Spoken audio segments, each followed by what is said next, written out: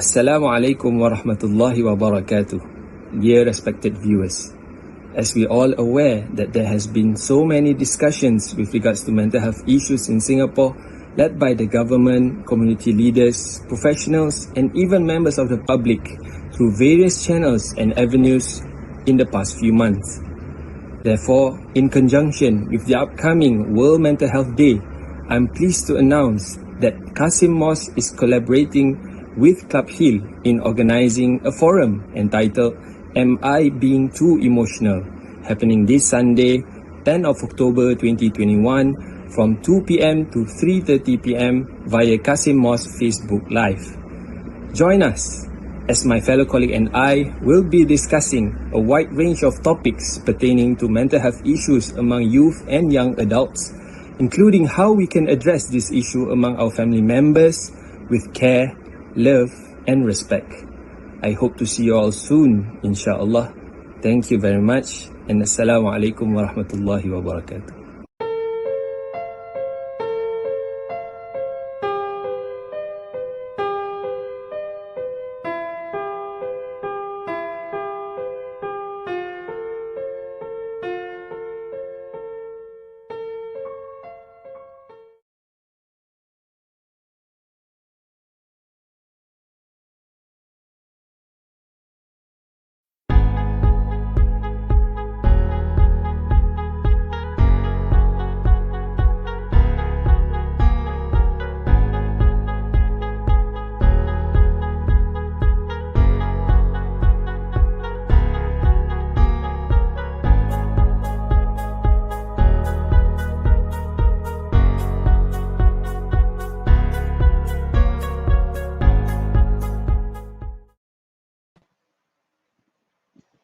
Bismillahirrahmanirrahim.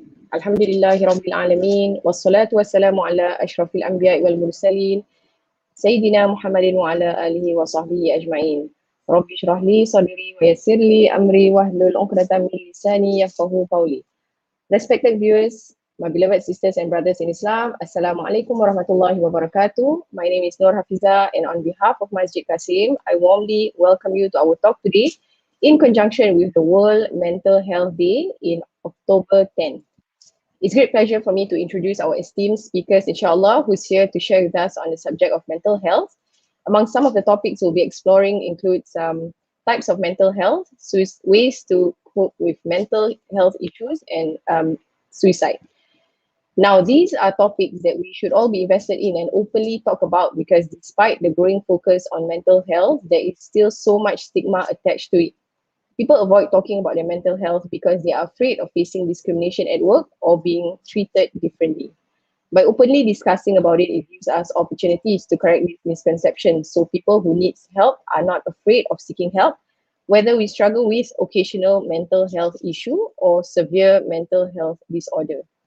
Now, our speakers today are counselors from 𝘽𝙀𝙊𝙊𝙉𝙀, a non-profit organization that provides support to those with mental health issues and their caregivers. I'll let our speakers share more about 𝘽𝙀𝙊𝙊𝙀, but allow me to introduce them. First up is Ustaz Muhammad Fauzi Ramli. Assalamualaikum, Ustaz. Waalaikumsalam warahmatullahi ta'ala wabarakatuh. A very good afternoon to you, Ustazah, and all the viewers, yeah? Welcome, Ustaz. Okay, Ustaz Muhammad Fauzi Ramli is a counsellor at 𝘽𝙀𝙊𝙊𝙀, and he provides care plan and intervention for clients and support for caregivers through eclectic approach in therapy, integrating Islamic theories and practices where necessary. A member of the Singapore Association for Counselling (SAC) and an 𝑎RS certified Asatidah, Ustaz Fauzi graduated with a diploma in Tahfiz Al-Quran and Al-Qiraat, and subsequently a diploma in counselling and psychology from Kaplan Higher Education Institute. Okay, personally, donkey years ago, I know Ustaz Fauzi as a YDO or Youth Development Officer at Masjid Al-Istighfar, and I also understand he started out as a youth worker as well as doing para-counselling in 2010, yeah, Ustaz? Yeah. Yes. Very Okay, much okay, our next speaker is Brother Abdul Hakim bin Azhari. Brother Hakim is a counsellor at 𝘽𝙀𝙊𝙊𝙀, and he previously served as a practicing counsellor at New Life Care and Counselling Services. He holds a Master of Counselling from Monash University and is also a member of the Singapore Association for Counselling (SAC), as well as an advisory committee member for New Life Care and Counselling Services. He has a strong background in working with various social organizations and agencies, organizing religious, social, and health programs for the community. Assalamualaikum, Brother Hakim. How are you? Waalaikumsalam warahmatullahi wabarakatuh. Alhamdulillah. Thank you, Ustazah. Welcome to our forum. All right, welcome both. Shall we begin, inshallah? Viewers at home, I hope you are also ready and pumped for this forum. Along the way, you are welcome to submit questions at the chat function, inshallah, and we'll address them at the end of the session. Okay, Bismillah. Without further ado, let us begin with introduction to mental health and illness. Inshallah, Brother Hakim, please take it away. Okay, Bismillah, Alhamdulillah, salatu wassalamu ala Rasulillah. Okay, so what is mental health?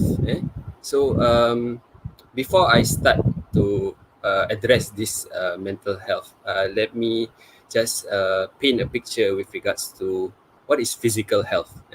So because when we talk about health in general, okay, it is a state of well-being. Okay, it's a state of well-being and effective functioning or daily functioning of the individuals. That is the general senses of what is health.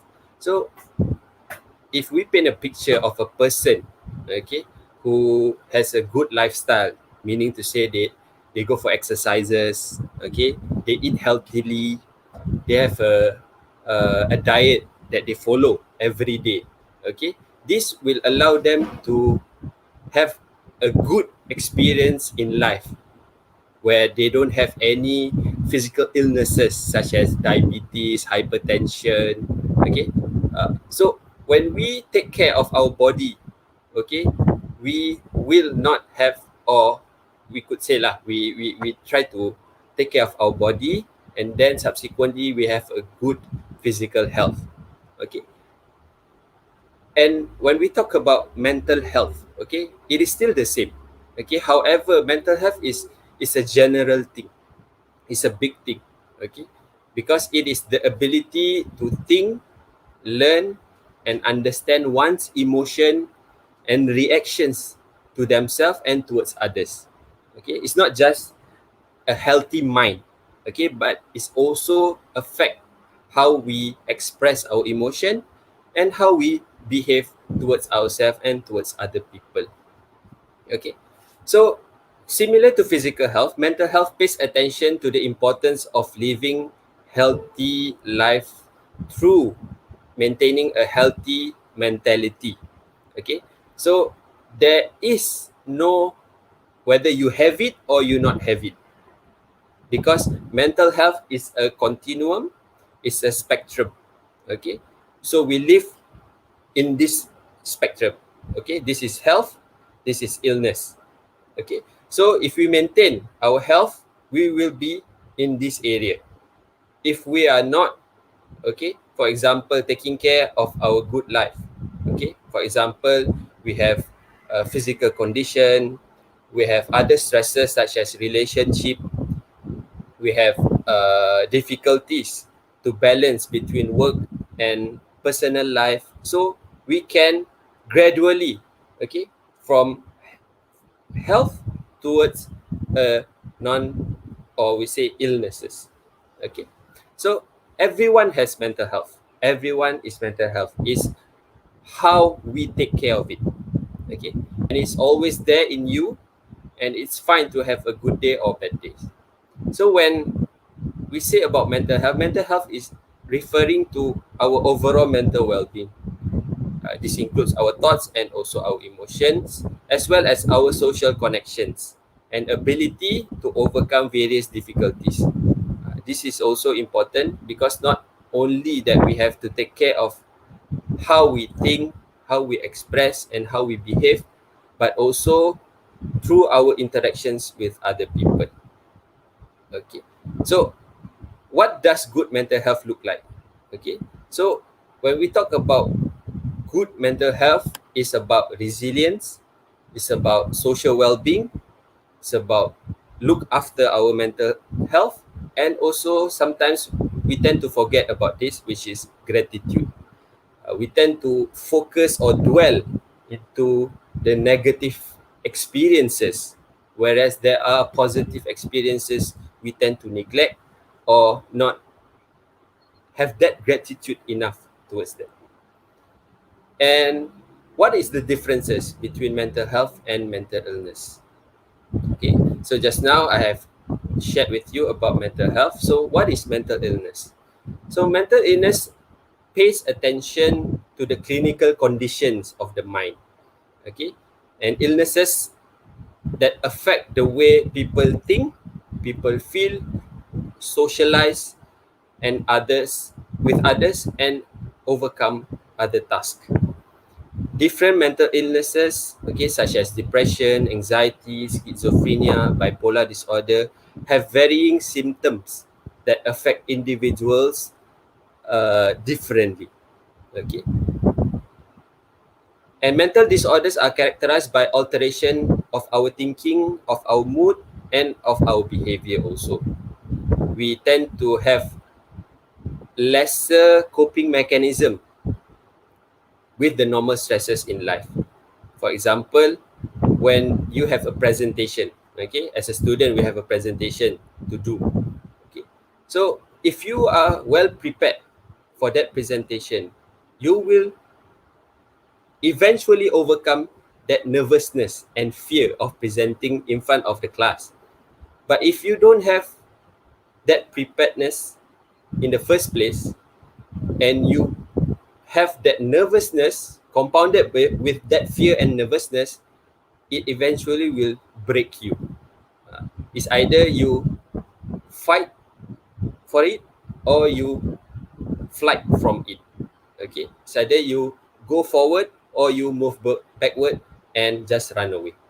Okay, so mental illness, we have other terms for it.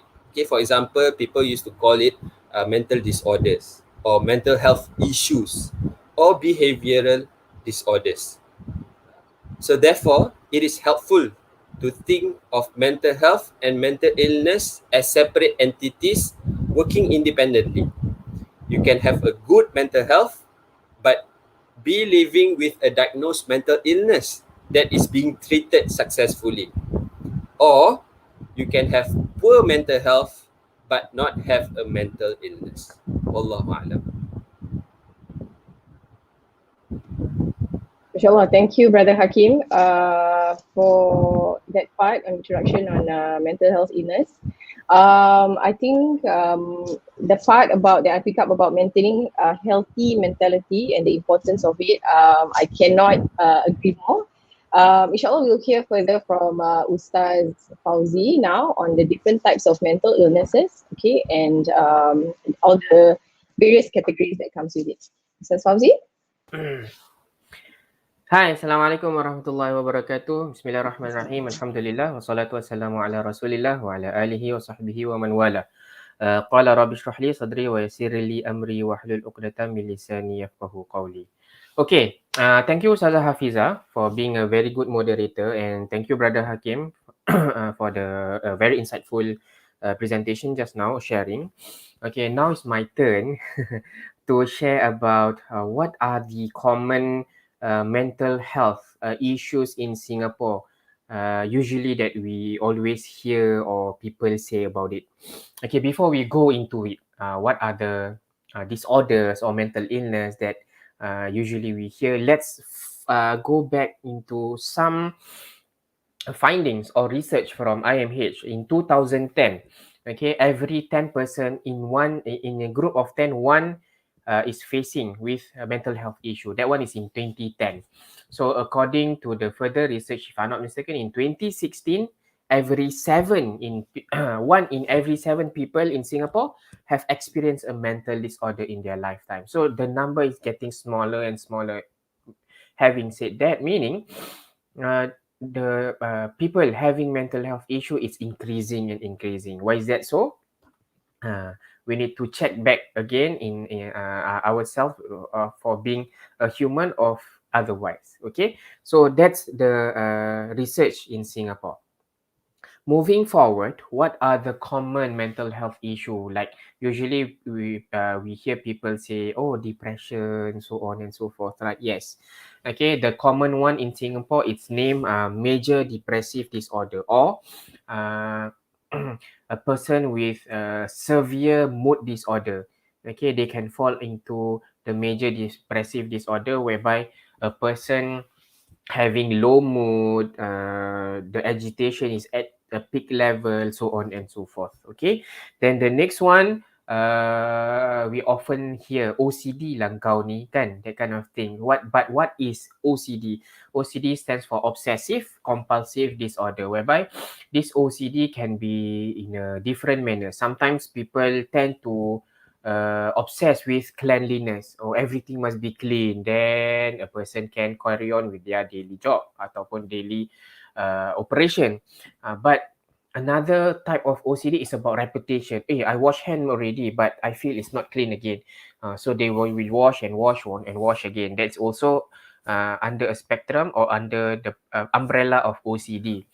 However, the next one, under OCD as well, it's called hoarding.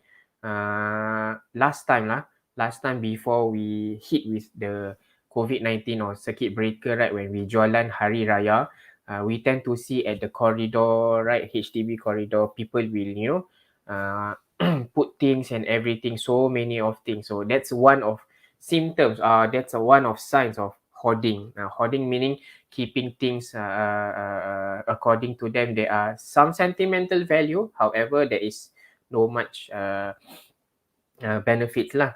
So keeping things and everything. Okay, so that's OCD. And the next one, we always know about a mental illness in Singapore is schizophrenia. What is schizophrenia? Schizophrenia falls under the umbrella of psychosis, and it's related to the mind, to the brain, due to the chemical imbalance where a person, sometimes they have the tendency to hear things, to see things, to smell things, and sometimes they have paranoia, paranoid thinking, so on and so forth. Okay, that's about schizophrenia. And the most popular among youngsters, we all often hear that a youth will experience anxiety. Then the anxiety usually hits from the age of maybe 14 up to 35 years old. It can prolong if it's not being treated properly.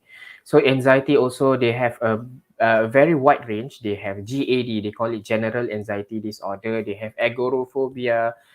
They have a certain specific phobia.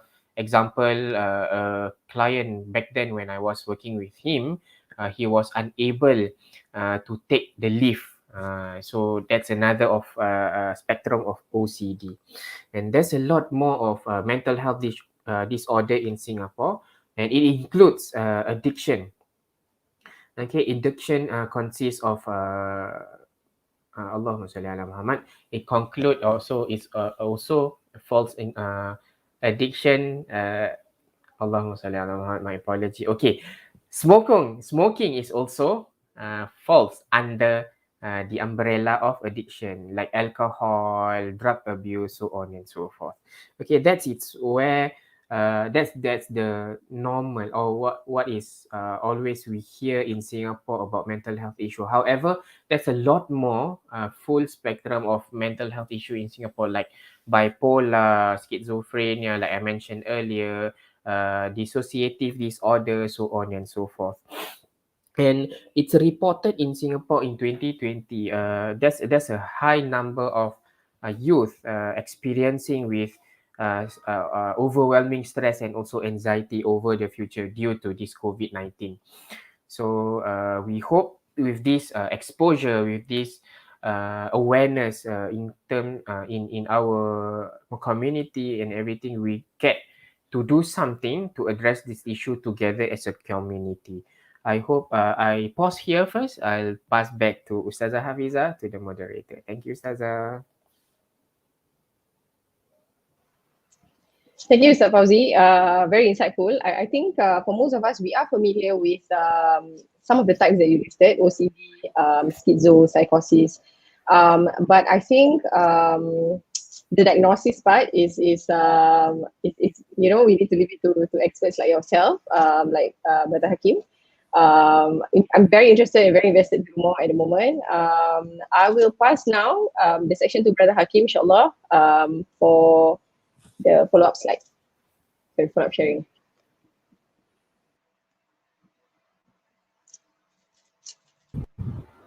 Okay, thank you very much, Ustazah. Okay, so like Brother Ustaz Fauzi has mentioned with regards to what are the common mental illness in Singapore. Okay, there's mood disorders, there's anxiety disorders, there's psychosis, and so on and so forth. So what I can share with you all with regards to youth mental health issues in Singapore in particular, maybe we can go through two types of disorder. Number one is anxiety, and the next will be depression. Okay, so what is anxiety first and foremost? Okay, so this anxiety usually is the body physical response to a threat, a real threat, or a perceived threat, or a potential threat. Okay, so for example, like I just mentioned earlier, with regards to presentation. Okay, when you are asked to present in front of a whole lot of audience, okay, you will experience this uncomfortable feeling. You know, I'm feeling anxious lah. I cannot do this lah. You started to feel agitated. You start to have that nervousness. You hyperventilate yourself, and you sweat. Okay, and you can't think too much about it. Okay, you and sometimes you overthink about it. Okay, so this can experience at any point in time in our life. Okay, whether at school, whether at work, whether at home. So all this feeling of anxiety is a normal thing to feel. Okay, however, okay, when you have this excessive feeling of anxiety, which have an adverse impact on your daily life, then we can, or I would rather say that you could potentially develop anxiety disorder. Okay, we are not saying that you will be, okay, but you can develop that. Okay, because why? We must understand first how you can cope with this anxiety. Okay, so when we talk about anxiety, there are three common response. Okay, number one is fight. Okay, fight. So when we say fight, meaning to say that when you feel anxious about something that you want to do, okay, you fight that feeling of anxiety. Meaning to say you will try to find ways to try to educate yourself, to learn how to overcome it, and then just go through that experience. That is called fight. The second response would be flight. Okay, so when we say about flight, this is we can associate this with avoidance behavior. Okay, when we talk about avoidance, people don't want to face their issues. They would rather go back and just run away from them. Okay, so this thing is something that we usually do. Okay, we cannot deny it. Okay, for example, myself, I'm afraid of height. Okay, so whenever I have to go through a high element or high obstacles, okay, so all this thing is something that I would rather not go through it, because I don't like the experience, I don't like the feeling. Okay, so that is flight. Another response would be freeze. Okay, so freeze is something that if you go through that uncomfortable situation, you tend to freeze. You don't fight, you don't flight, you stuck, you can't think.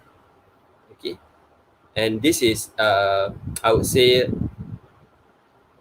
it's not a good or uncomfortable situation. Okay, and you have to need someone to offer you hand or help in that kind of situation. Okay, so that is anxiety.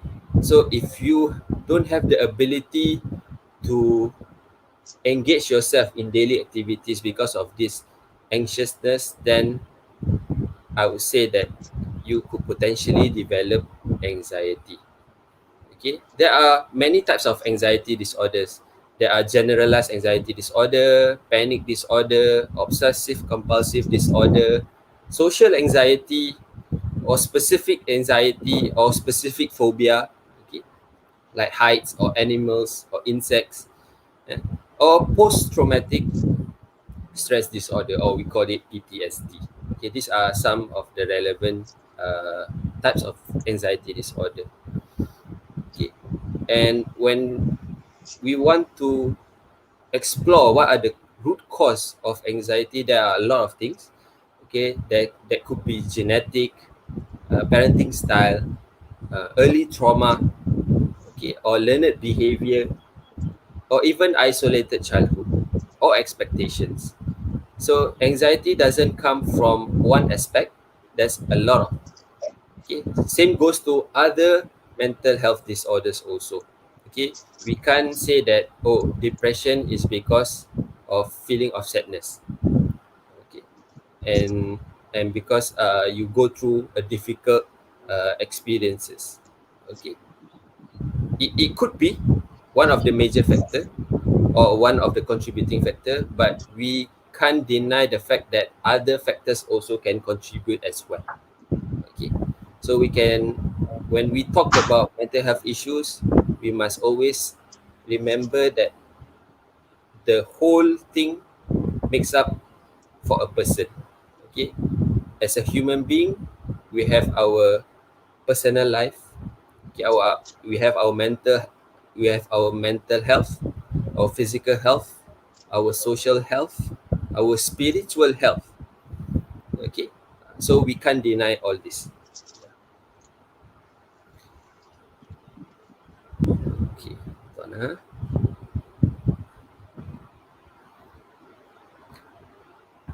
Okay, so some of the physical symptoms that you might experience if you have the anxiety, okay, you would have excessive worry, okay, about something, or you have increased muscle aches or soreness, okay, or you have impaired concentration, you can't focus, or you feel fatigue, or you have a difficulty to sleep. Okay, so these are some of the symptoms of anxiety. And now let's go to depression. Okay, so when we talk about depression, okay, it is a common yet serious mood disorder where sufferers would experience persistent feeling of sadness and hopelessness and lose interest in activities they once enjoyed. Okay, and otherwise known as major depressive disorder or clinical depression. And aside from the emotional problems caused by depression, individuals can also present with a physical symptom such as chronic pain or digestive issue.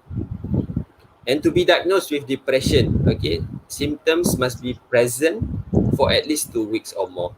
Okay, we can't say that, okay, if someone is sad due to relationship breakups, or someone is sad because of the passing of their family members. Okay, if they are feeling sad for about 2 to 3 days, that is a normal time for one to feeling sad or grief about losing something in their life.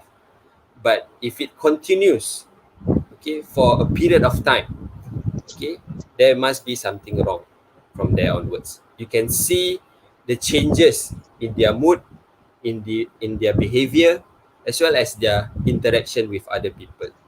Okay, if you see that they isolate themselves, they don't want to eat, they have insomnia, for example, they can't sleep, or having sleep disturbances. So all these things are symptoms, potential symptoms that may lead to depression.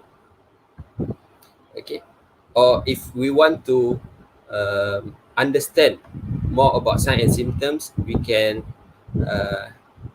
remember this acronym, which is INSET cages. Okay, so INSET cages, IN stands for loss of interest. IN, interest. So you have you experience anhedonia. So whatever you feel like you are doing good, okay, at something like sports maybe, or you like to go to the gym, or you like to interact with other people. So when you see someone who has this ability to do, but in their experience of sadness, they tend to lose it. They find it, they don't want to continue doing it. They don't want to go to the gym. They don't want to interact with others. That means that they have this symptom, loss of interest. S, okay, in sad cases, S stands for sleep disturbances. Okay, whether they have difficulty to sleep or they will awake at night. A, okay, A is for appetites or weight disturbances. D is for dysphoric mood. C is for poor concentration. A is for activity, whether the activity is decreased or agitated. G is guilt. E is energy decrease, and S suicidal ideation. And early signs of depressive in youth. Okay, early warning sign of depression in youth. Okay, for example, we can see that their energy level drops. Okay, they lost their interest in doing activities that were previously enjoyed. They have poor sleep and poor appetite. They experience social withdrawal. They have poor performance or poor attendance at school. This can be something that is we can focus on this, because they tend to go to school every day. So if they find themselves don't want to go to school, maybe something had happened before that. So maybe as a parents, as a family members, we can ask them why they don't want to go to school. Maybe they experience bullying at school, for example. Or they see that they themselves cannot fit into the social aspect of life. So all these things are the warning signs. Recurrent bodily complaints such as headache or tummy aches, or aggressive or reckless behavior that marks a departure from the ritual. For example, using recreational drugs or alcohol, or sometimes self-harm.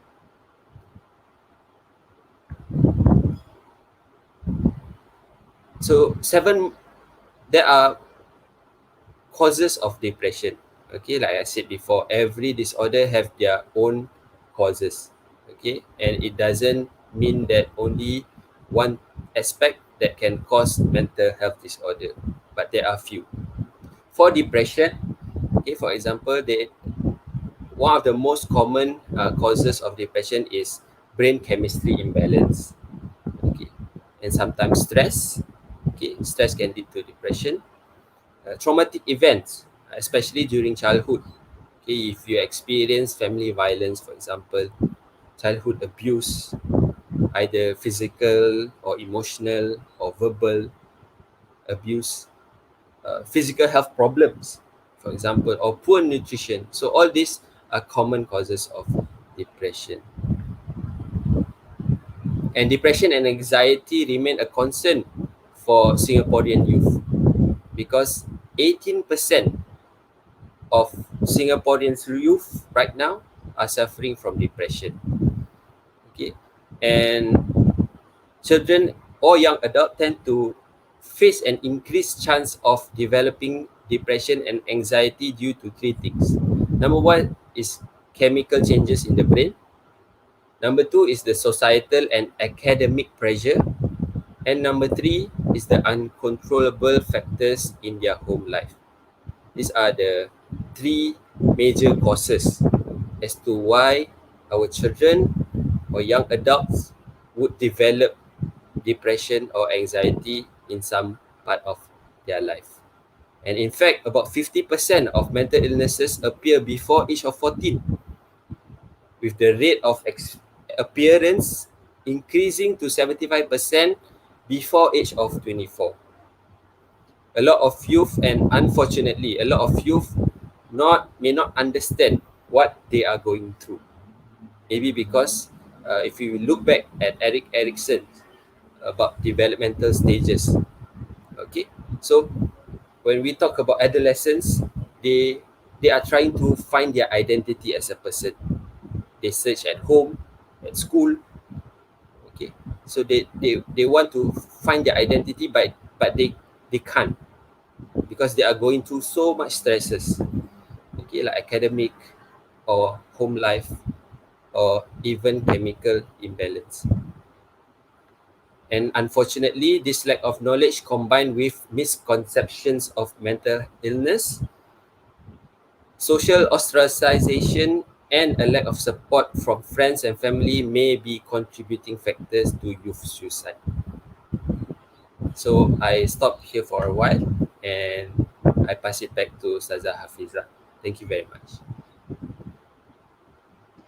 Thank you so much, Brother Hakim. I find, okay, that was Brother Hakim on symptoms of mental illness or mental health and its root cause, especially in relevance to youth in Singapore. I find it actually highly fascinating that, that most of the symptoms, including soreness, fatigue, loss of appetite, which were highlighted earlier, even though the root cause is mental and psychological, but actually the symptoms manifest itself in physical forms. So I'm looking at the symptoms and then I'm wondering if Mr. Fauzi, if we if I tick all of the symptoms, I still cannot clinically diagnose myself, right? Please answer my question to start off, please. And hence, yes, we'll just pass to Ustaz Fauzi for the next segment on coping with mental health. Inshallah, Ustaz. Okay, Bismillah, Alhamdulillah. Okay, the very important thing, if you feel that you are not okay or you are not feeling well, if you are not okay, the best thing is get to know about yourself. So, usually you will find that, hey, I'm feeling a bit off.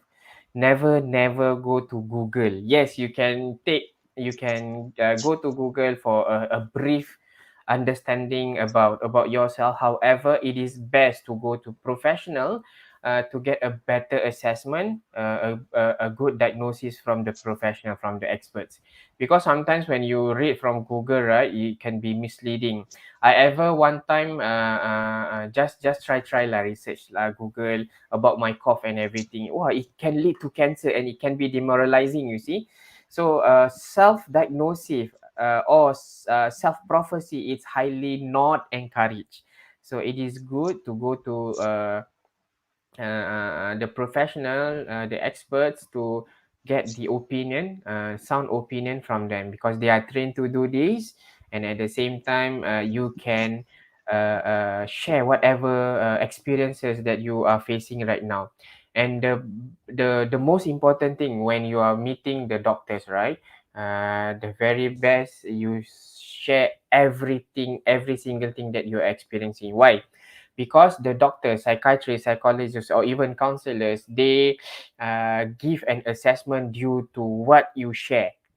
Okay, so if you hide a little, you hide an essential information, they might have a different understanding. So the best thing is to tell everything to the therapist or to the professional, for them to get a better picture, and also to give a better diagnosis, a good a specific ataupun a direct, close enough to what you are facing right now. I hope I answered to your question, Ustazah Hafiza. So one thing, yes, you can get to know about yourself. Second, always go to the experts or the therapist or the professional. Okay, it's also bertepatan. It's also goes back to what Al-Quran always teaches us. Okay, it's mentioned in Al-Quran, meaning if you don't know, you always come back to the Ahlul Ilmu. So the Ahlul Ilmu in this situation or condition is always the psychiatrist, psychologist, so on and so forth. Lah, the list goes on. Okay, Brother Hakim mentioned lengthy about symptoms of anxiety, symptoms of depression. Actually, there's a lot more lah. Sharing a bit about one of my client I worked back then. Brother Hakim mentioned, one is the appetite disturbances, right? Okay, it's either a person from eating, not eating, or a person from not eating to eating. I have one client back then. The person was very, very skinny, and he lived in a family consists of 7 members. Okay, he's the number 6 and he's very skinny. What happened back then? The mother always have dinner together. Okay, and surprisingly, when the dinner times came, he will eat all the nasi that the mother cook in one period, that kind of thing. He will eat it alone and finish it.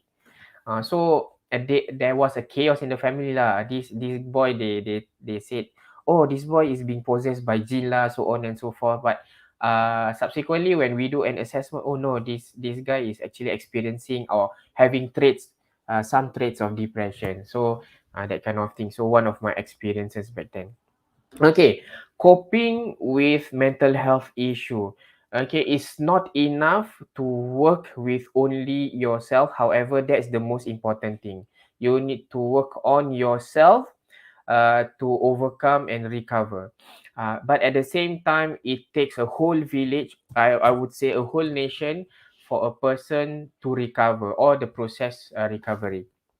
Okay, so how to cope with mental health issue? Number one is always the individual need to take a productive measure, seek help, reaching out, because that's a first step for you to recover. And it's also good to regulate your emotions and also always focus on the solution rather than the problem. That's number one. And secondly, the most important thing in managing, coping your situation is always make yourself priority. Put yourself at priority. In that case, it will give you a sense of higher in self-esteem, or it will increase your self-confidence. Okay, so when your self-confidence is increased, the coping in the mental health issue will be balanced. Okay, and the next one is, do not isolate yourself. Okay, do not social isolate. Keep yourself in the dark room, be alone, so on and so forth, because subsequently all these disorder will kicks in when you are alone. So get out from the house, get socialized. Okay, nak join party Tupperware ke apa ke, yeah, it's up to you. It's just that you need to socialize. How and why? How you can go any MMOs or any SSO, social service organization, to get this kind of support. And why? Because when you join and you increase the self-esteem, it will inject a sense of hope, and this hope actually will motivate you and make you move further to recover and also become a new you and a more positive you. Okay, that's number one. The individual must put in efforts on changing the situation. Secondly is family. Okay, family is really, really important because they are the most closest person to the person having mental health issue. What we need to do is 3 things. Okay, according to person-centered therapy, the 3 approach was, number 1 is unconditional positive regard. We need to accept them as they are, as a human being, not because of their behavior, not because of their illness.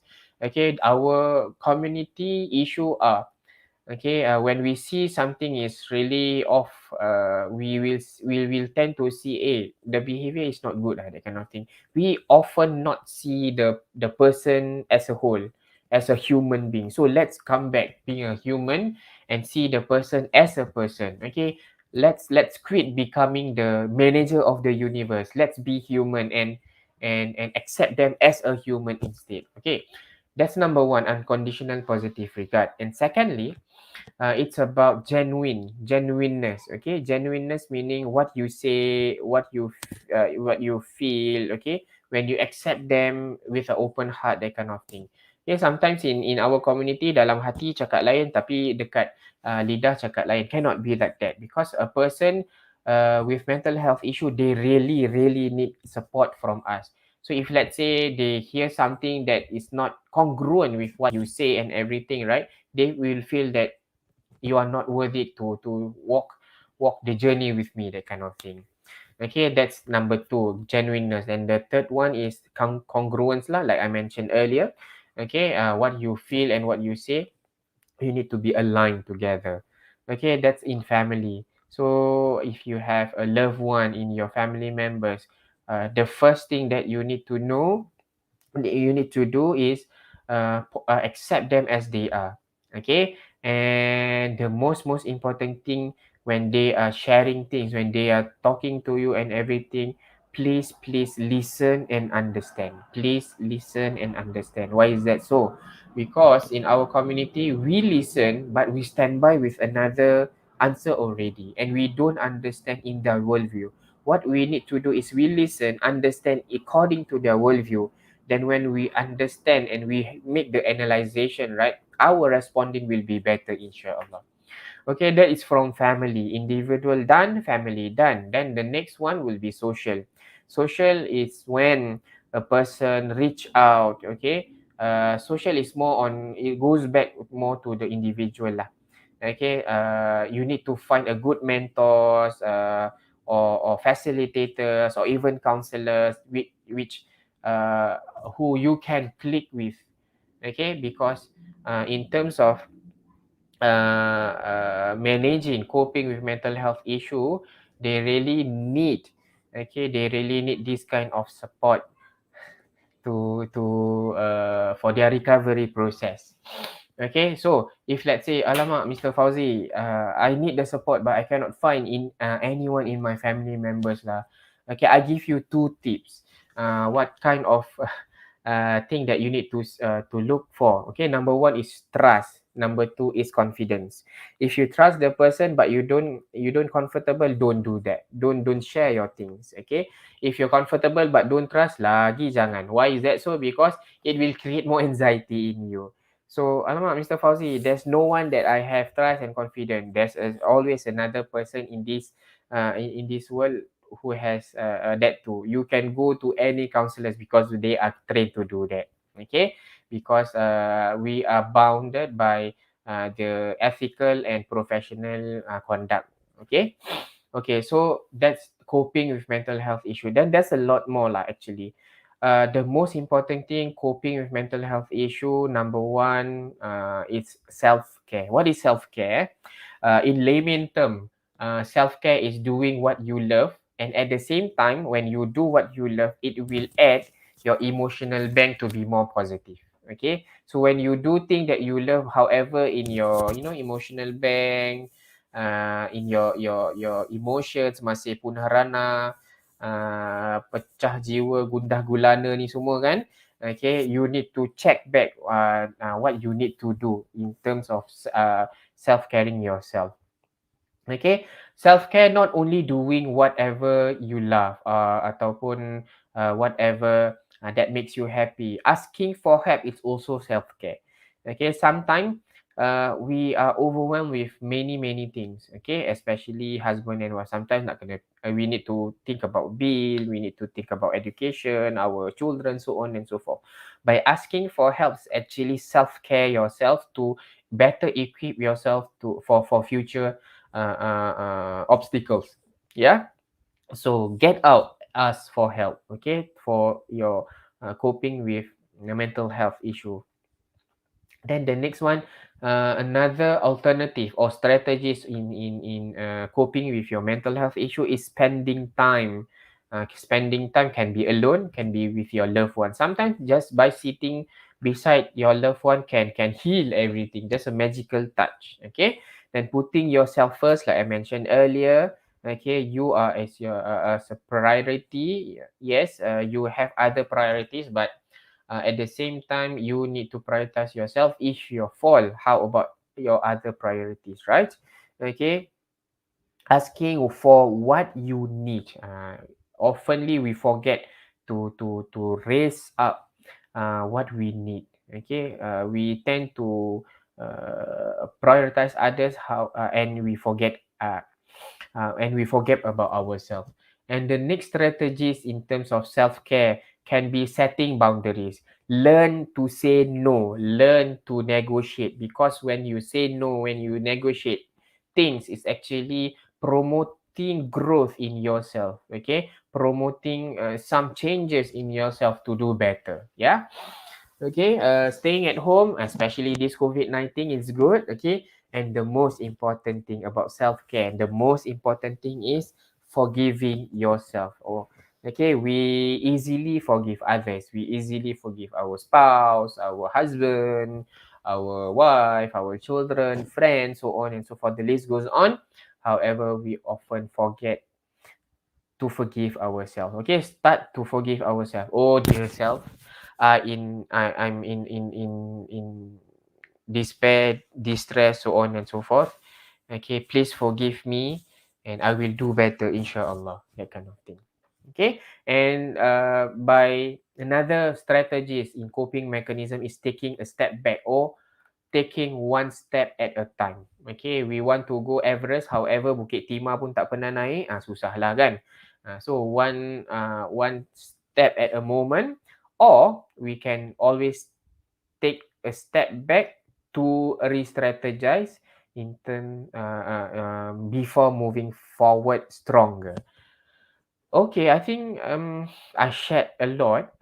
However, the best coping mechanism is being resilient, and being resilient is by building up your coping skill in a positive manner. Okay, like self-care, make yourself priority, and also uh, you know, rebuilding again your rapport with your family, strengthen the relationship, make your situation in your household more positive and safe in terms of emotionally and physically and biologically, and develop coping and problem solving in a positive manner. Okay, that's really important, because not only important for individual, but and also it's also important for a family moving forward as a community. Okay, so I think I pause here, Ustazah. I talk a lot already. And back to you, Ustazah Hafiza. Thank you. Thank you, Ustaz Fauzi. MashaAllah. Wow, that's really wholesome, Ustaz. Thank you so much. So there was Ustaz Fauzi on coping with mental health or mental illness, and on regulating our feelings and emotions, making ourselves a priority, because at the end of the day, self-love, according to Ustaz, it leads to a positive emotional bank. And in turn, it will build up on our resilience, inshallah. I specifically like the part where Ustaz shared about as family members, or people around those who are experiencing mental health or any mental disorders, we need to stop. Ustaz Fauzi's words, stop being the manager of the universe. Stop passing quick judgments or making quick remarks or past conclusions. Instead, to offer sincere support, and inshallah ask for how we can be of genuine help. I think that was most important, inshallah. Yeah, okay. So inshallah, we will move on to the next section. And before that, I think I would like to remind the viewers, inshallah, at home, if you have any questions, please do ask away at the chat function, and we will address them at the end of the session during the Q&A segment, inshallah.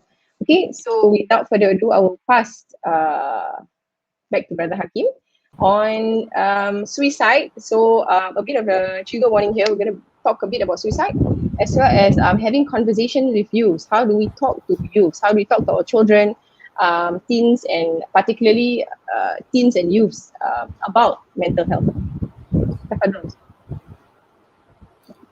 Thank you very much, Ustazah, once again.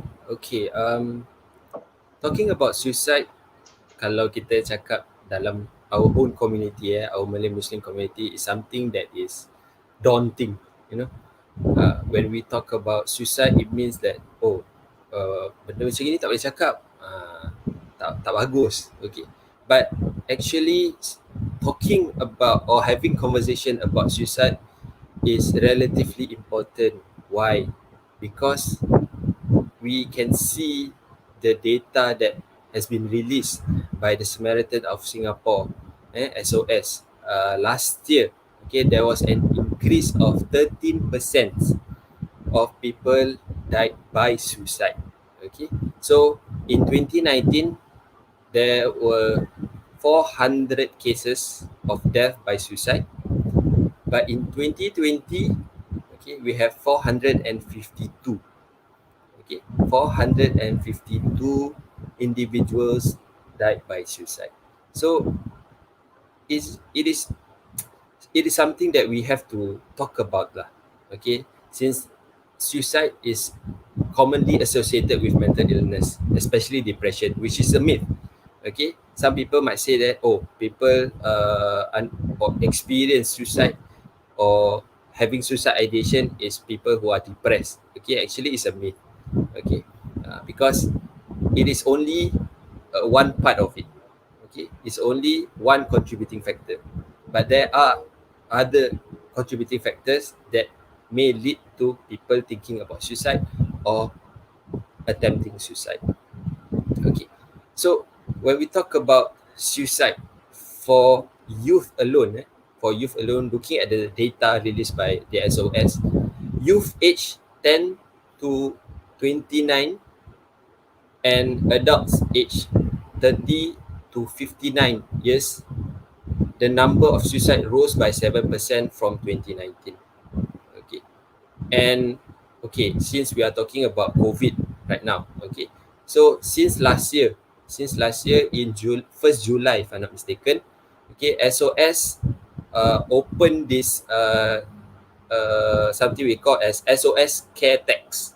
Okay, was made available for the public because at that point of time during circuit breaker, there were cases, a lot of calls to SOS with regards to mental health issue and also people experiencing suicide ideation. So they make this care text available for them, and since then a total number of 6,500 chats received from 4,800 unique individuals. And okay, yang paling membimbangkan adalah 82% of them aged 29 years old and below. Okay, 82%. And out of these 4,800 individuals, 50% of them reported having suicide ideation. So you see, this conversation is about time. About time for us to openly discuss on how we can prevent this from happening in the future, especially for our youth. Okay, and we will talk more about how we can have that conversation with them, inshallah. And so when we talk about suicide, okay, people tend to think that, oh, if you talk about it, you are planting the seed in their mind. You are planting suicide in their mind. Actually, that is also a myth. Unfortunately, that is a myth. Okay, why? Because having that conversation, okay, is simply to understand why they want to do it. Okay, to get to know them better in terms of what are the, is this the only way? Okay, to run away from issues, from our daily problems. Okay, everyone experience this, but why they choose to have this suicide ideation?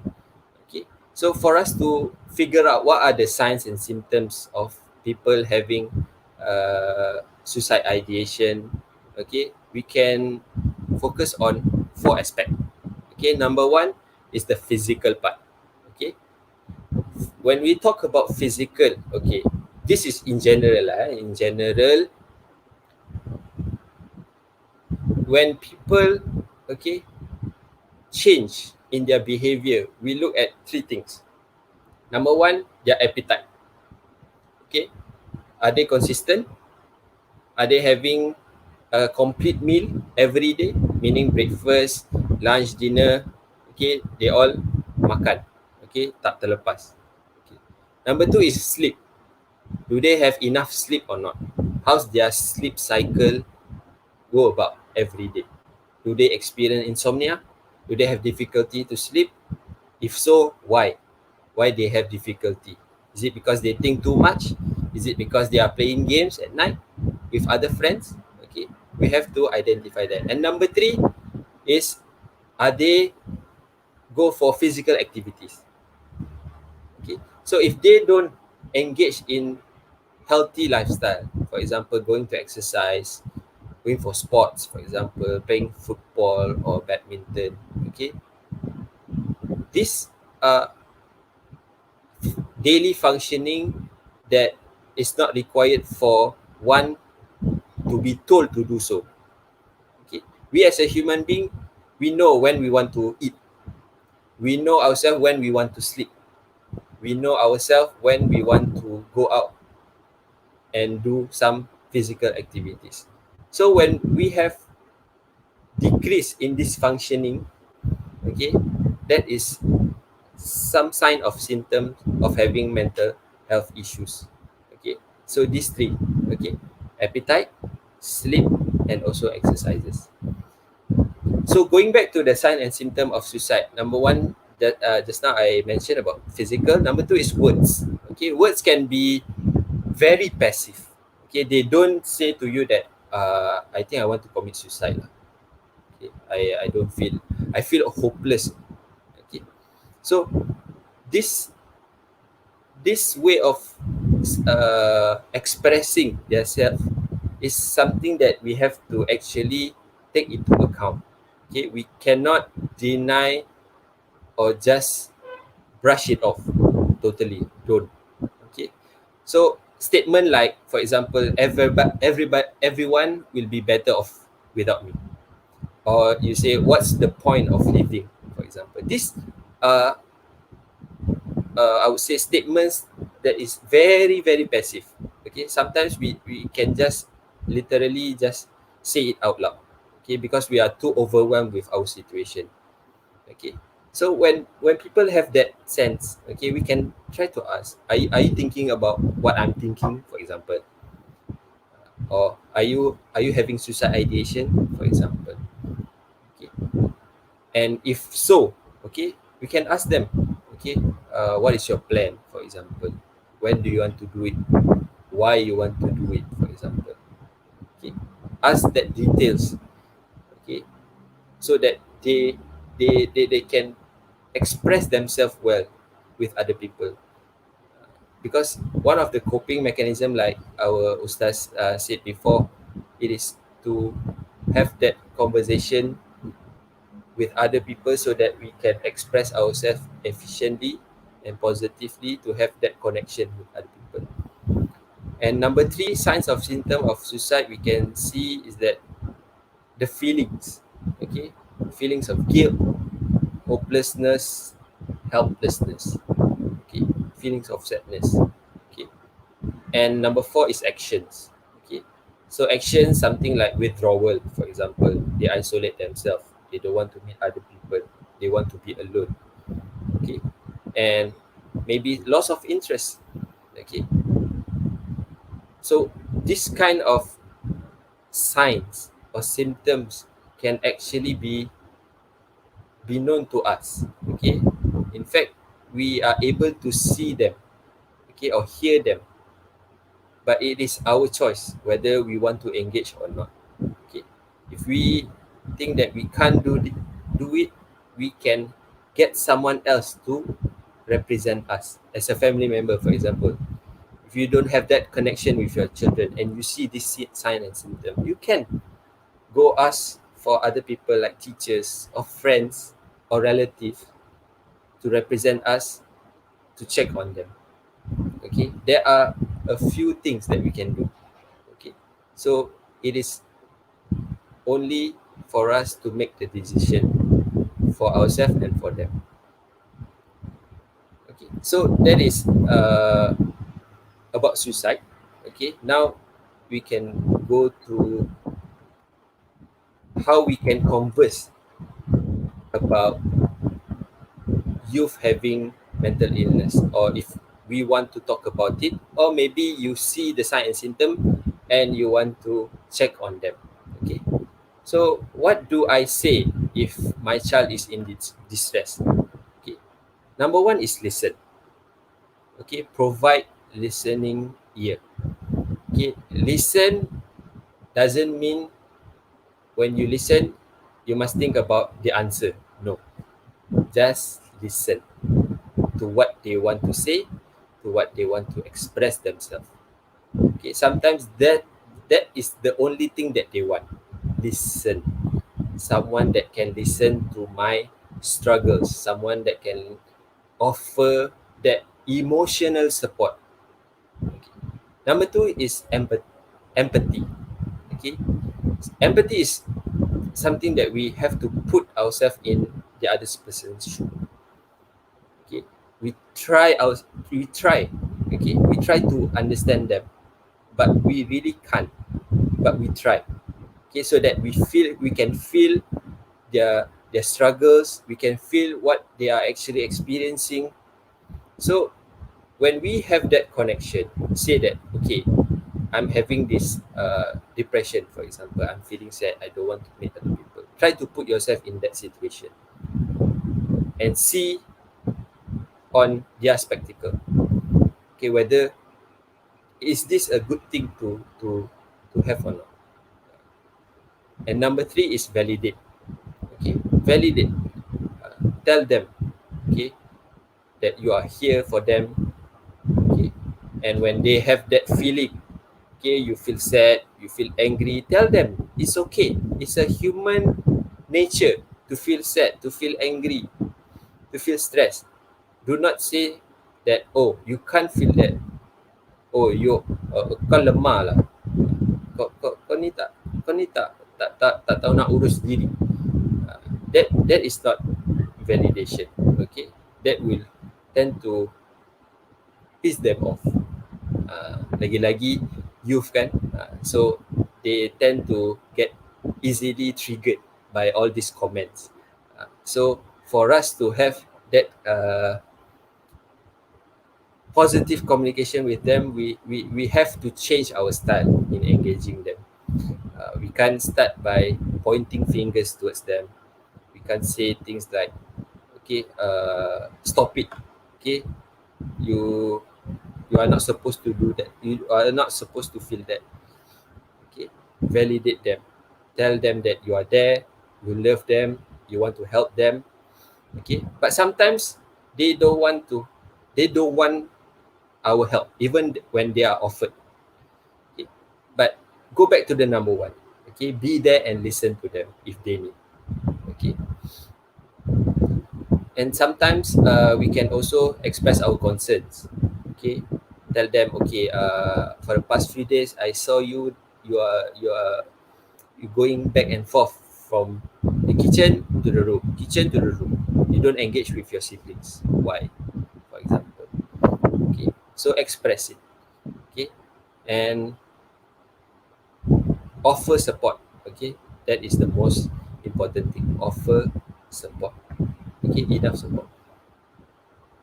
So but when we are thinking about offering support or seeking help, okay, there are barriers. Okay, these are the existing barriers that we have to admit they exist. Okay, what are the barriers? Stigma. Okay, so when we say about mental health issues, people would say that you are crazy. Kalau we speak about our own community, for example, oh, kau ni tak ada iman, ataupun kau ni lemah iman. Okay, so these are stigma that prevent someone from adopting help-seeking behavior. Okay, and some of the barriers also would be don't want to worry other people or scare others. Okay, it is not.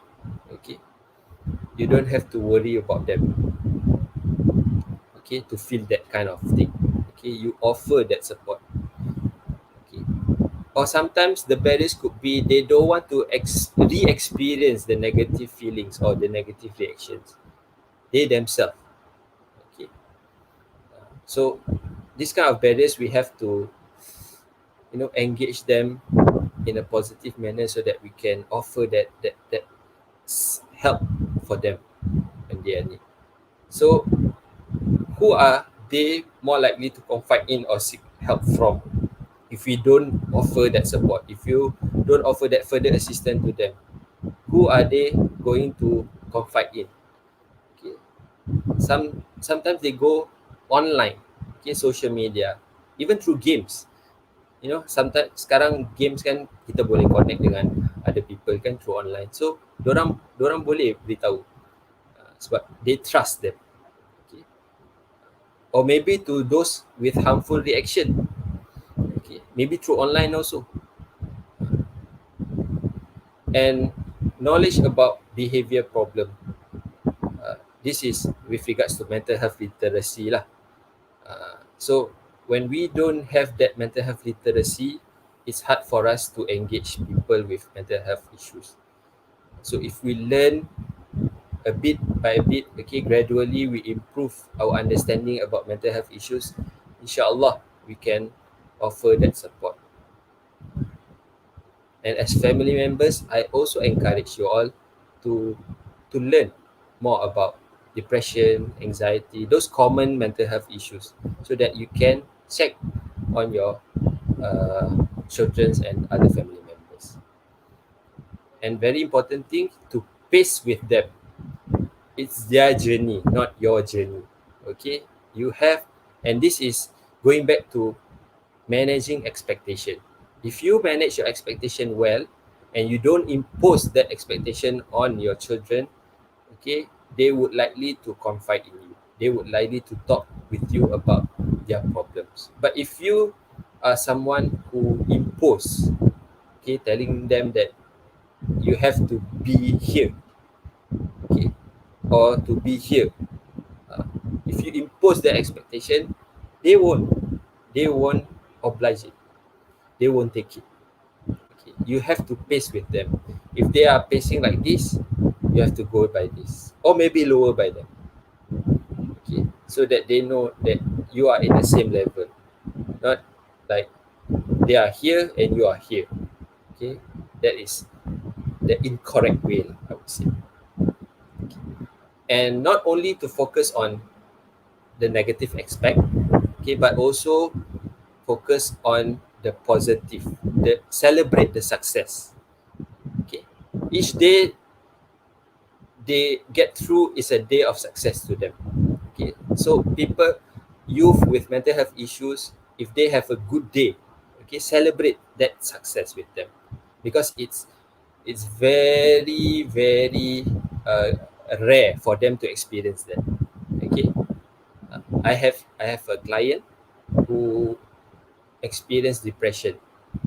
Okay, and his behavior is likely to procrastinate from one day to another. Okay, he doesn't want to go up from his bed. Okay, so one day he told me that, I went out. Okay, I go here, I go there. Okay, I feel happy. We celebrate it. Okay, we talk about it. Where you go, what you buy, who do you meet. Okay, and you can see them telling you all these things that you never have heard before. It's something that worth celebrating. And to support youth or young adult with mental health issues also, okay, give them time. Okay, give them time and space to talk about their concern and issues. Okay, about their pain, about their losses. Okay, don't tell them that kau tak sepatutnya rasa macam gini. Okay, kau ada iman, kau orang Islam, kau kena fikir macam gini. Kenapa qada dan qadar dan sebagainya. But actually, okay, as a human being, we are an expressive human being. Okay, we are a social human being. Okay, so if these needs are being neglected, okay, so there's no point of approaching them, because we don't value this thing.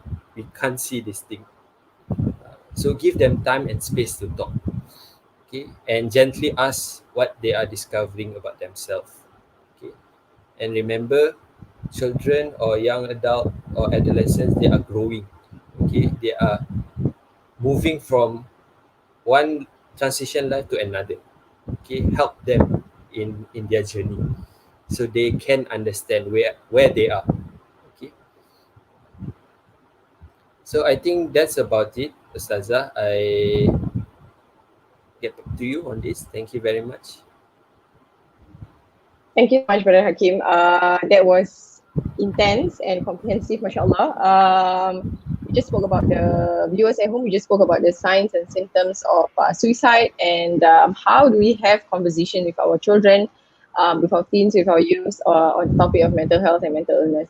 I understand that, as shared by Brother Hakim, there are telltale signs in physical, verbal, emotion forms that we can look out for, and as Muslims or mu'mins who are conscious and sensitive to others around us, I think we should be the ones looking for stress triggers or traumatic events that may have contributed to our loved ones, feeling helpless or feeling like they are lost or drowning. And the other part about making remarks which may be offensive, like kau ni lemah iman or Quran Qadar, like what Brother Hakim said, it may not help at all, it is detrimental, in fact, to their mental health.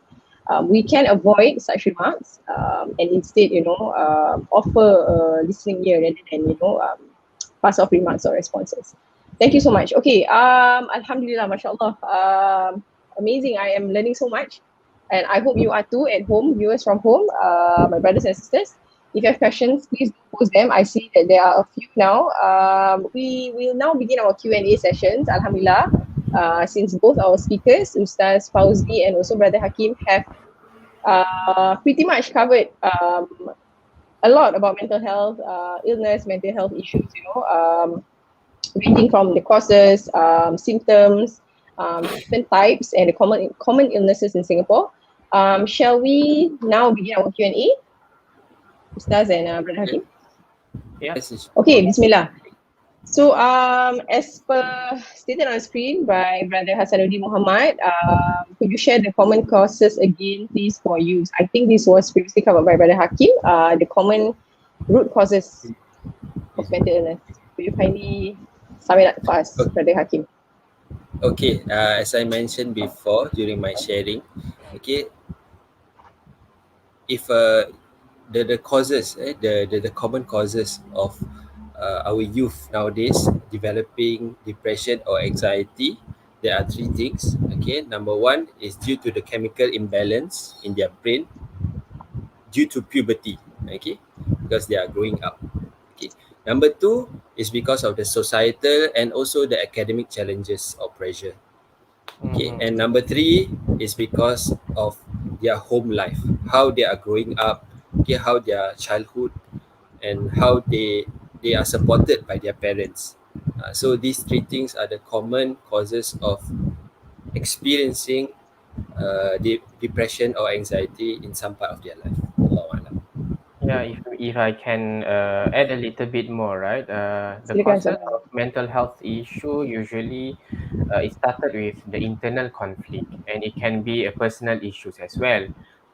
Personal issues can be issues with parents, can be issues with friends, peer pressures, even coping in school can be a contributing factor for a youth or for a person to experiencing mental health issues. So so it's a lot. However, it depends on an individual how they cope, and at the same time how they manage. So the common causes again, usually it starts with individual, more to personal issues that conclude, like Brother Hakim mentioned, the chemical imbalance, especially the home system, and also sometimes can be a parents also. So yeah, back to you, Ustazah. Thank you so much, Brother Hakim and Ustaz Fauzi. Okay, we have another question here from Maisara binti Muhammad. Useful topic to listen by youth or seniors. My question, can a person's stubbornness affect his mental well-being? Thank you. I think what Puan Maisarah here mean is, can you inflict that mental mental illness on yourself? So it's a mentality issue, right? It's I think Ustaz Fauzi mentioned this earlier. Okay, Ustaz. Bismillahirrahmanirrahim. Bismillahirrahmanirrahim. A person's stubbornness is actually, it goes back to the characteristic and also personality.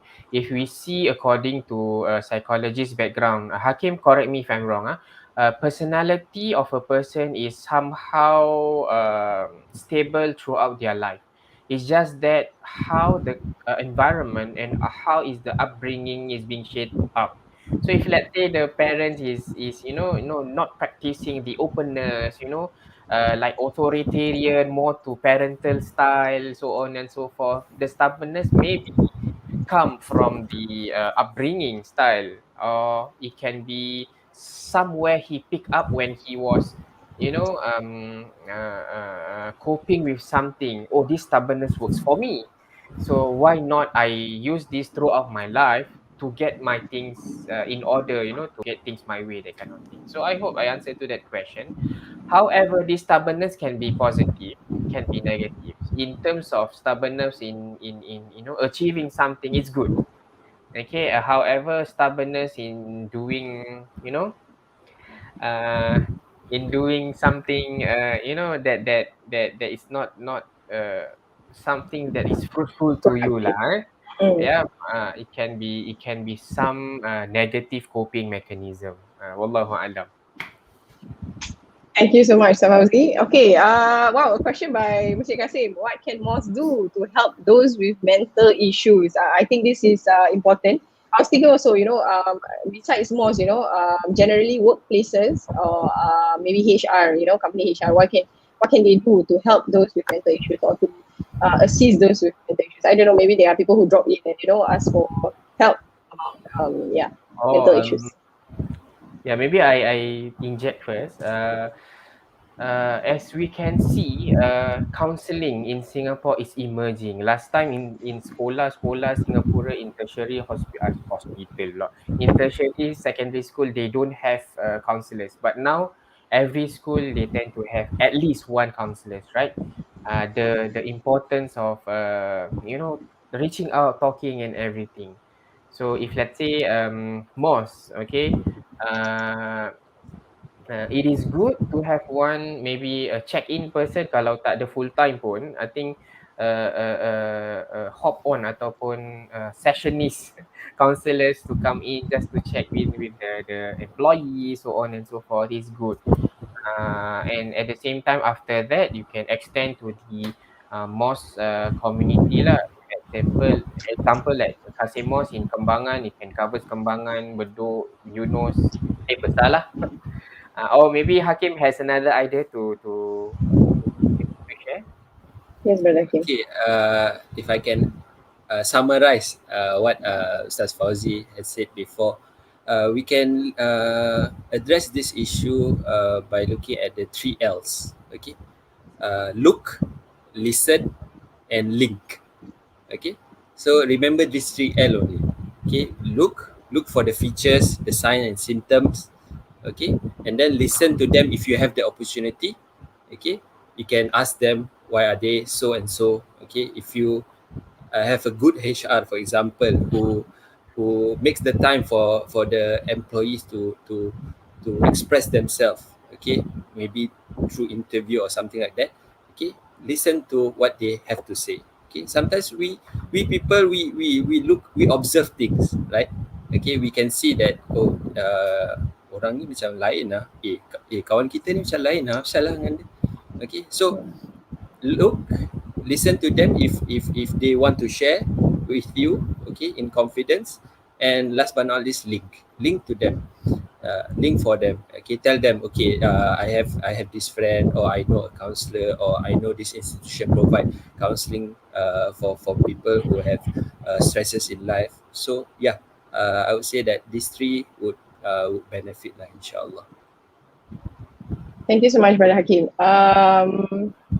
Next question by Brother 𝘀𝙀𝙊𝙊𝙊𝙍𝑒. What are the percentage of mental illnesses that is due to past experiences during childhood? I think traumatic experience, is it past traumatic experiences? I think this was covered by Ustaz Fauzi tadi. Yeah, the but triggers, is it? and Percentage. to answer this one, right?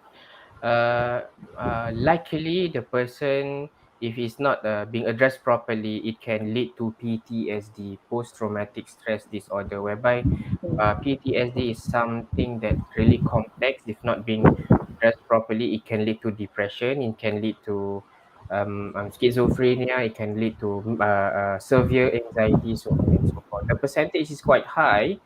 However, it depends also on how the upbringing and how the recovery program for the person, if they have a previous traumatic events in their childhood. Usually, the traumatic event starts from the age of 3 years old, okay, 3 years old, okay, to 7 years old. Okay, why 3 to 7 years old? Because 3 to 7 years old, the recording power of a brain in a child, right? It's highly powerful. From 1 to 2, 2 to 3, it's more to playful. They look at us as someone that is safe to play with, so on and so forth. Then 3 years old, they are starting to developing their brain development. Actually, the brain development starts early lah. It's just that the start to functioning and developing more in that manner. Okay. Thank you, Mr. Fauzi, for answering that. Okay, another one by 𝘀𝙀𝙊𝙊𝙊𝙍𝙬. I believe that financial status will have an impact on mental health too. How do we improve mental health, knowing that some youth might be facing with financial crisis in the long term due to the high standard of living in Singapore? I think to summarize this question, how do we build mental resilience, knowing that we'll be going through some tough times, in terms of looking at the economic situation, looking at the standard of living in Singapore, how do we build mental resilience in our youth today? Brother Hakim or Ustaz Fauzi? Let Brother Hakim first. It is a good question. It is a it is a good question. Okay, thank you for asking.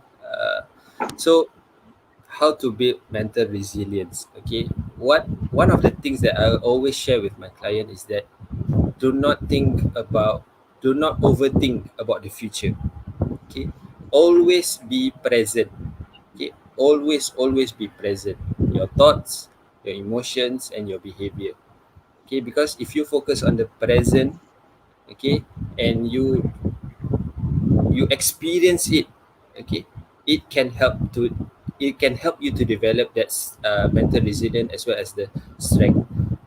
And talking about strength, you also have, when you are being present, you gradually understand, okay, and explore strengths and weaknesses in you.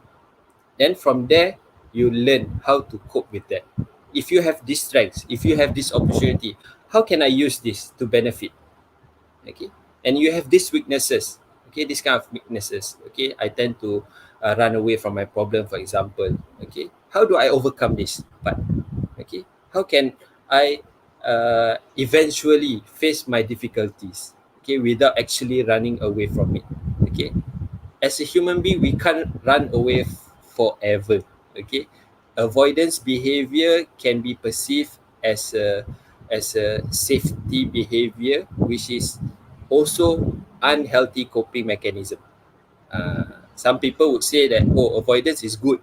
Actually, it's not. It's a long-term consequences.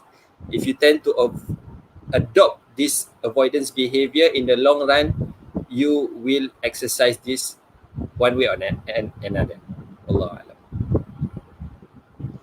Thank you, Brother Hakim. Ustaz Fauzi, Yeah, anything to add on? for this one, to improve mental well-being, right?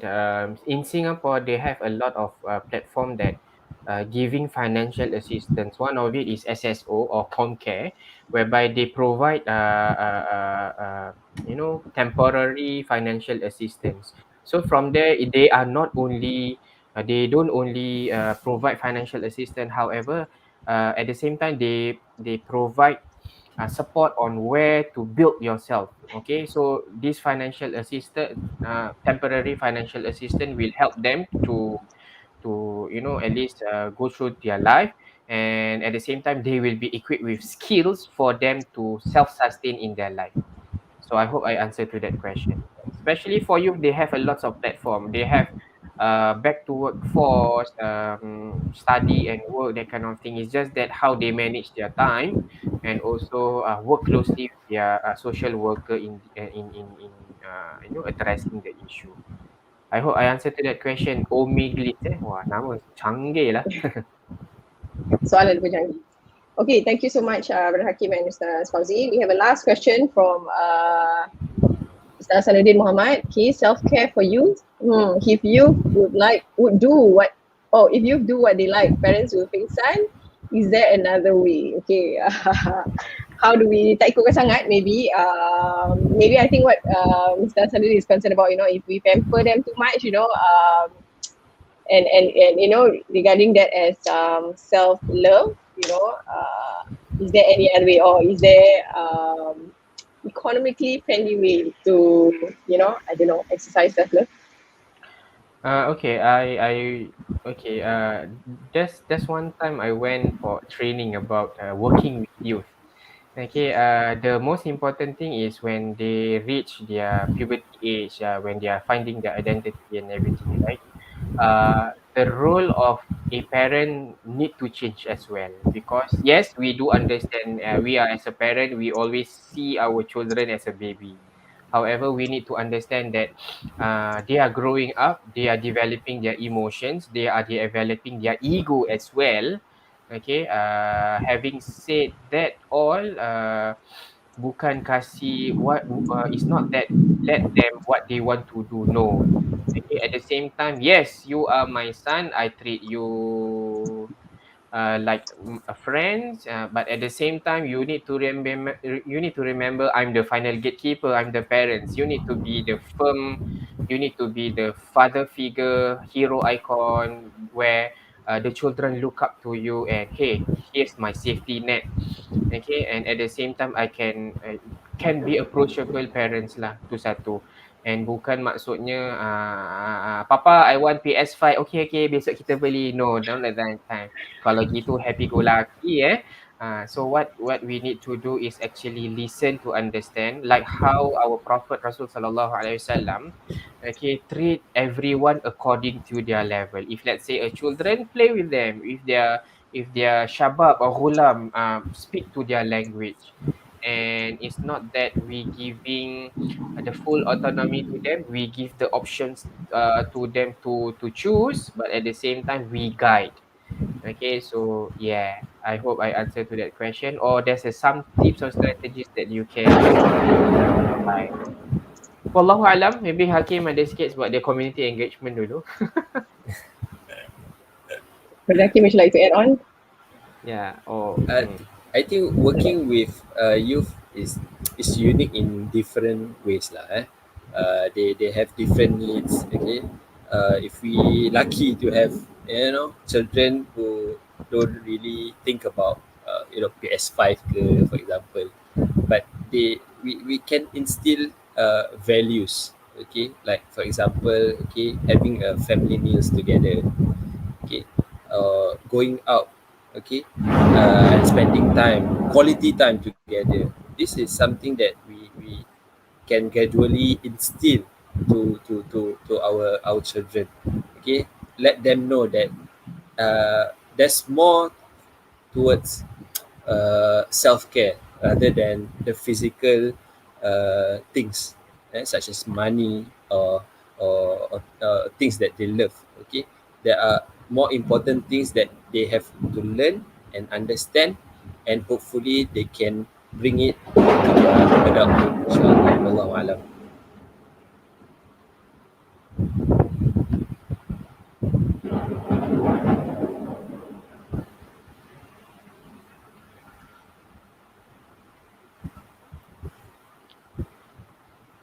Ustazah Hafizah, you're muted. Sorry Ustaz Fauzi, guru. Okay, kan dah terpanjang sangat. Okay, Alhamdulillah, thank you so much to both our speakers for the full session. I think insyaAllah before we wrap up, it's almost 3:40.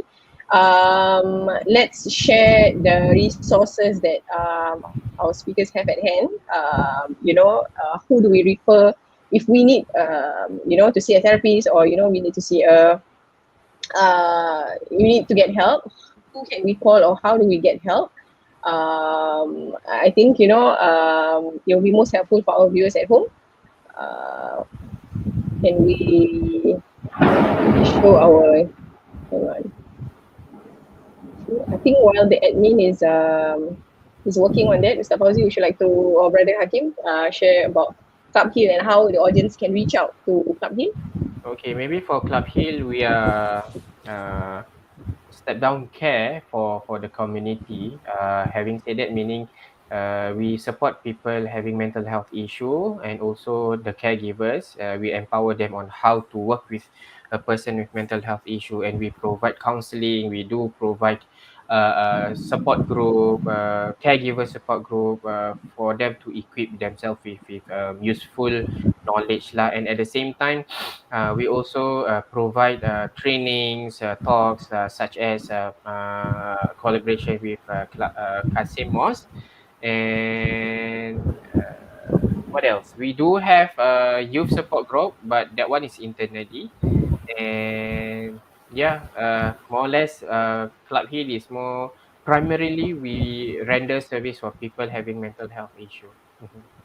And we do open for donation, and inshallah it can be shared in the other platform, or you can visit our website at Club Heal, Facebook, and also Instagram. Any inquiries or questions that you want to ask, you can go to our website www.clubheal.org.sg, and Facebook is Club Heal. Ada orang letak Club Key memang tak jumpa. So Club Heal. Okay, so you can drop an email, and you can receive our service within 3 working days, inshallah. Okay, so there is also a hotline that you can contact. As in Singapore, if let's say you are quite disturbed with the word mental health issue, you can go to Community Health Assessment Team. They call it CHAT, to get in early assessment for youth aged 16 to 30 years old. And Club Heal, and we do have in Singapore early psychosis intervention program. EPIP is under IMH, and you can call the National Care Hotline or under SOS, Samaritans of Singapore, to get support emotionally if let's say you're really overwhelmed with things, so on and so forth. Tapi jangan call SOS, hello SOS, my cat sakit, nak bawa macam mana, tak payah. It's really you're overwhelmed with things, and it's really affecting your daily operation. You can call SOS to get some, to get supported, inshallah. I hope I shared enough. I think maybe a little bit from Brother Hakim before we conclude. Yeah, thank you, Ustaz Fauzi. I think it's also apt to remind everyone lah, because when we refer someone to IMH, right, it's also a stigma, a social stigma. Okay, so not to worry. Okay, our general hospitals such as CGH, KTPH, NUH, okay, they have a psychiatric department also. Okay, they can assess your mental health issues. So if you are afraid, okay, to go to IMH, for example, to seek treatment, okay, you can always visit this psychiatric department in any of the general hospitals in Singapore for further assessment and further evaluation. Okay, so that you can, and to improve that help-seeking behavior lah. Okay, and to avoid this misconception about people going to IMH, tu tempat orang gila, tempat orang gila. Sebenarnya itu tempat orang to recover. Okay, they are okay, but because of their stresses, okay, they get overwhelmed, and therefore they seek treatment over there. Same goes to other hospitals also. Wallahu a'lam. Thank you so much, Brother Hakim. Before we wrap up, any final words, or perhaps your hopes, Ustaz Fauzi or Brother Hakim, for our community, in tackling mental health related issues? Okay, one thing very important, listen to understand, because by listening, insyaAllah, we can have a better understanding and we can give a better responding, insyaAllah. Listen to understand. Yes, the short, sweet, simple from me. Thank you, Ustaz Fauzi. And Brother Hakim? Okay, as for me, only one thing also. Okay, I hope that every household at least have one person who learn about psychological first aid. Okay, so that they can assist their family members and also their relatives. That's my hope lah in the future, where every household have one individual member that can assist in terms of providing mental health support. Allah. Okay, thank you so much. I put that first on my list of to-do things, to have a mental health support representative in the family. InsyaAllah, I will Okay, Alhamdulillah. Okay, thank you so much to both our speakers, Ustaz Fauzi Ramli and also Brother Hakim. Before we end our session, I would like to remind all the audiences, our viewers at home, insyaAllah, if you can kindly participate in our feedback forms and let us know if you would like to hear more about our mental health talks and discussions in the near future. That would be most helpful for Masjid Kassim. Right. Other than that, Alhamdulillah, we have come to the end of the forum, and on behalf of Masjid Kassim, we thank our speakers for sharing their expertise and their experiences with us, as well as the viewers at home for joining us. Alhamdulillah, terus dah hujan bila habis ni. We hope that it's been a beneficial session for you and your family, and insyaAllah, may Allah SWT grant us mental and spiritual strength and allow us to overcome the challenges and barriers in whatever form that they may be, insyaAllah. Thank you so much again on behalf of Masjid Kassim, and wabillahi taufiq wa hidayah. Wassalamualaikum warahmatullahi wabarakatuh. Assalamualaikum warahmatullahi wabarakatuh.